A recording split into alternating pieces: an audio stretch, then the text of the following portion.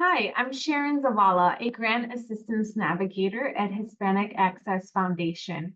Welcome to part 2 of the world of SAM.Gov. In this video, you will learn all about what happens after you obtain your UEI number, preparing your documents, and what to expect as far as next steps. As we begin this video, we do want to remind you to be patient with this administrative heavy process. Another thing to note that if you're only requesting a unique entity ID number and not completing a registration, you only need to provide your legal business name and physical address. After 1 to 3 days, you'll receive your UEI number. Your entity name and address will be validated by SAM.Gov. Now, if SAM.Gov cannot validate your entity, you will receive an email, in which case you will have to go to their webpage to create a help ticket with the Federal Service Desk. Once you receive your unique entity ID, you can continue the registration process. Now, before we explain the actual process, let's first talk about the kinds of documents or information you will need to gather to complete your registration. First, you will need your organization start date on which your organization's fiscal year ends, mailing address, and also make sure your name matches exactly with what is on the state registration and IRS EIN approval as legal business name.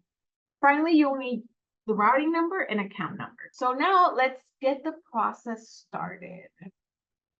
You will see on the SAM.Gov website that there is an all awards registration option and also a financial assistance awards only option.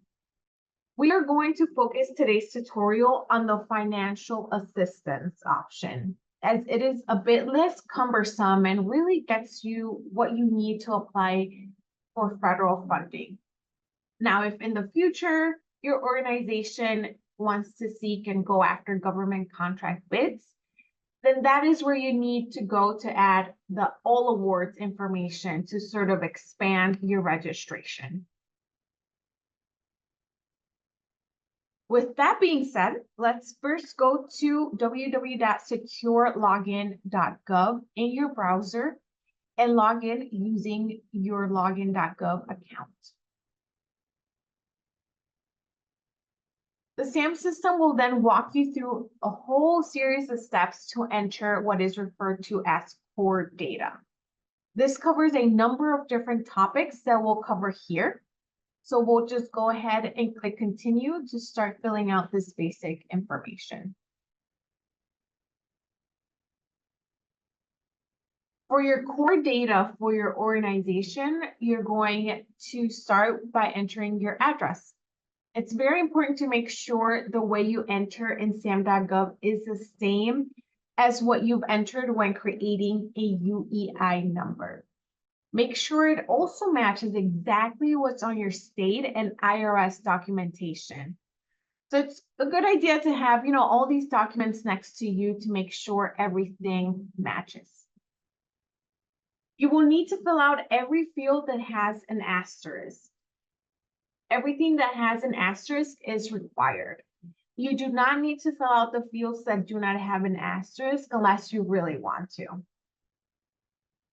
Next, you'll enter your organization's information, which includes business start date, fiscal year, and close date. On this page, we highlighted the MPIN, the MPIN, which is the Marketing Partner ID number. And this is almost like your internal password once you're already in SAM.Gov. It also serves as your signature for the consent to disclosure of tax information to the IRS. So you do get, a few different numbers and codes assigned to you as you go through this process. The first one, of course, is the UEI number. But now here you're creating the MPIN, the MPIN, which is a password, like I mentioned. All this to say that you want to make sure you keep all of this pertinent information somewhere that's easy for you to pull back and have available. These are things that are not easy to reset, so make sure you're staying organized with all of this information as you develop it. Next is entity assertions. This is information about your organization. That includes, but not limited to, data about size metrics, the types of goods and services the entity provides, your NAICS code, and this stands for North American Industry Classification System. Those are your industry codes. In other words, what do you do? And if you don't know your entity's NAICS codes, no problem. You can search by typing in either the beginning of the NAICS code number, or you can type in keywords in its description and select search. However, a good rule of thumb is that most nonprofit organizations will have a NAICS code beginning with 813. Now moving on to points of contact. There are 3 required points of contact: the accounts receivable, the electronic business, and the government business points of contact are required. Those can all be the same person. However, if you have, for example, someone that's accounts receivable that's separate from you that you want to be included on any communications for payments or questions about that, then you can include a separate accounting person. But really, your primary points of contact should be the executive director or CEO or highest officer. And whoever's going to be the person who is administering your account on behalf of the organization for this SAM.Gov registration. You really don't want to have necessarily an admin person who isn't someone that's a decision maker, because they will be able to access information with your bank account and annual revenues and that kind of information. So it's really sensitive information.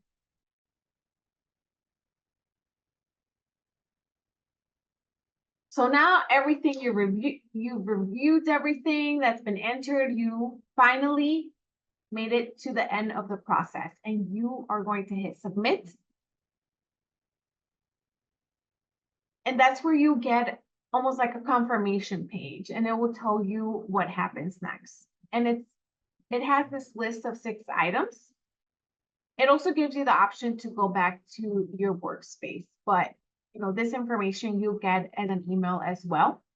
But if you would like, you can certainly go ahead and print this. A lot of people like to print even the page before they submit, which is the overall summary of everything they've entered, just to have it handy, what kind of questions they answered and how.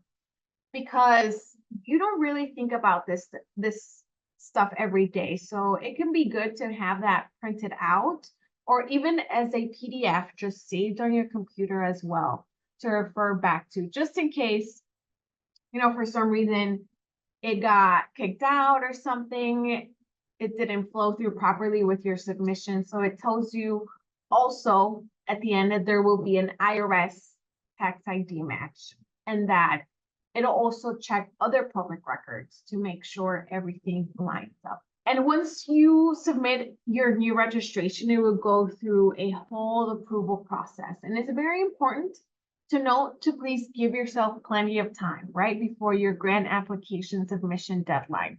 Allow up to 12 to 15 business days after you submit before your registration is active in SAM. Then an additional 24 hours for grants.gov to recognize your information. You can also see where the status is. It'll show up in the submitted registration. And if they have to kick it back for any changes, then it'll be under a work in progress registration.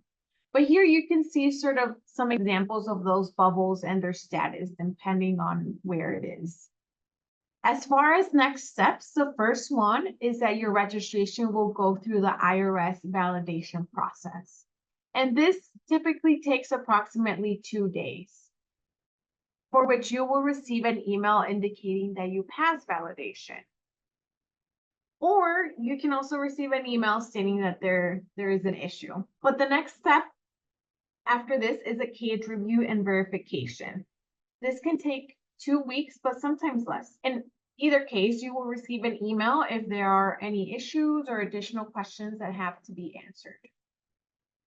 It's very important to note for this case review that you will only have 3 days. 3 days to respond to the cage email. So keep an eye out for that. You can check your status during the review process as well by clicking on the Check Status tab at the top of the page when you first log into SAM.Gov. You can also view your entity under the Submitted bubble in your workspace. You will receive an email from SAM.Gov when your registration passes all of these external validations and it becomes active. Then finally, you will be able to view your entity under the active bubble. Thank you so much for watching this video, and we'll see you on the next one on Cage Codes.